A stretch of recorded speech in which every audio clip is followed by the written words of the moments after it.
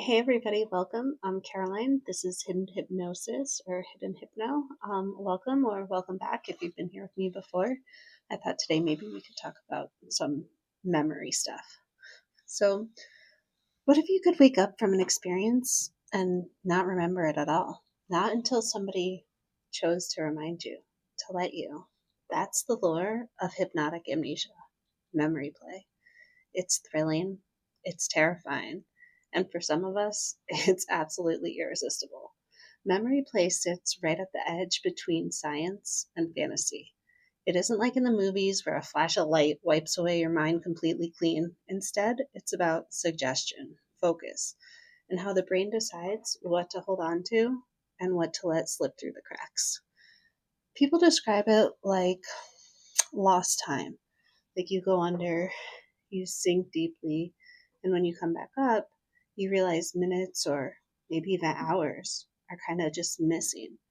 What happened in between is a blur, or sometimes it's completely gone. And that blank space, that's where the imagination rushes in, and where the kink can really come alive. Hypnotic amnesia is a documented phenomenon.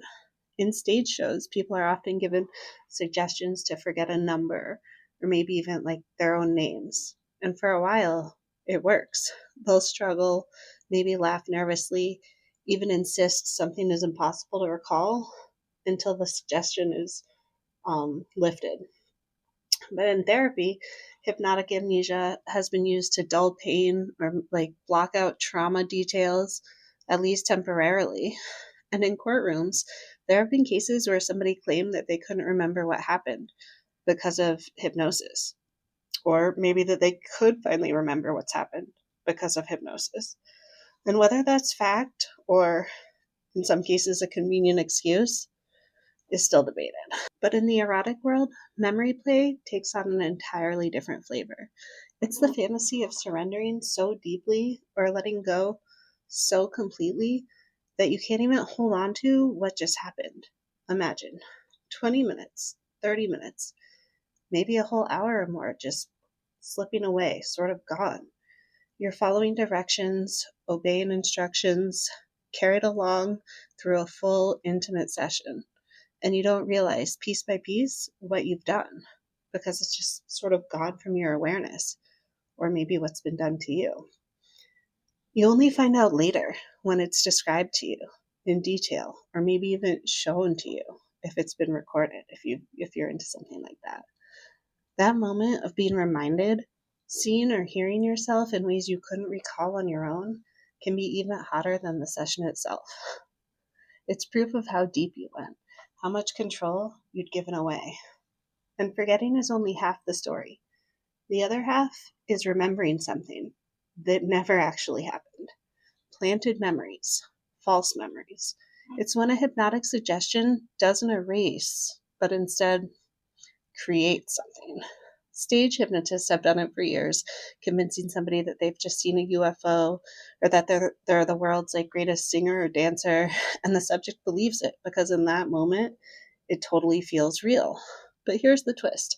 Memory isn't just fragile under hypnosis. It's fragile in everyday life. That's one of the biggest problems with eyewitness testimony.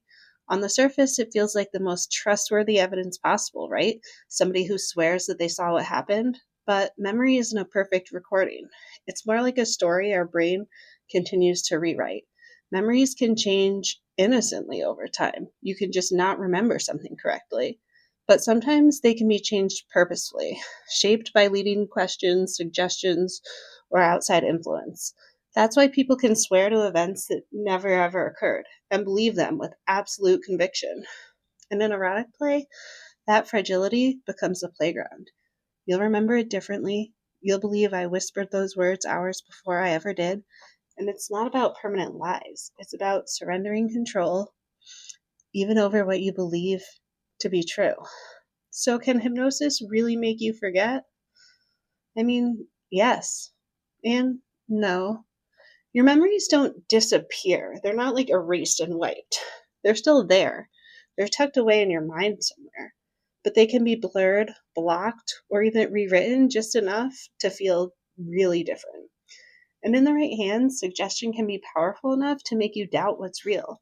forgetting, remembering, or remembering something that never was. That's the magic and the danger of memory play.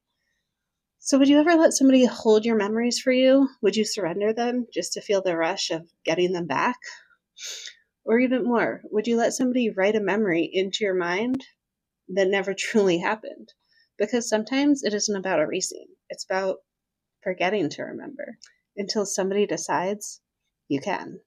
Tell me in the comments, because the line between forgetting, fantasy, and reality is never as solid as we like to believe that it is. As always, thanks for watching. I'm Caroline. This is Hidden Hypno, and I'll see y'all soon, okay? Bye.